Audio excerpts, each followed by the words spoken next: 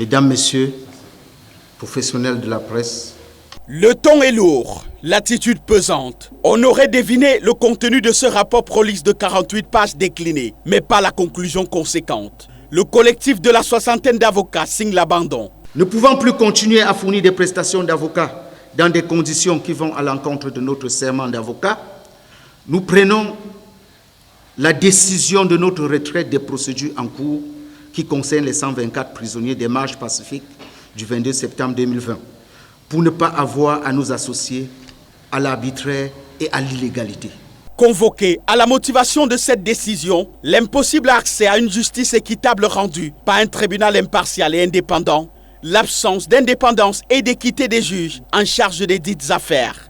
Maurice Kamto, président du mouvement pour la renaissance du Cameroun, MRC, représente les clients. La décision du collectif des avocats est sans appel. En remerciant le collectif des avocats au nom de mon parti et à mon nom personnel, je prends acte de sa décision, celle du collectif, de se retirer donc de ces procédures. Car personne ne peut leur en vouloir de ne pas accepter de servir de caution à une parodie de justice.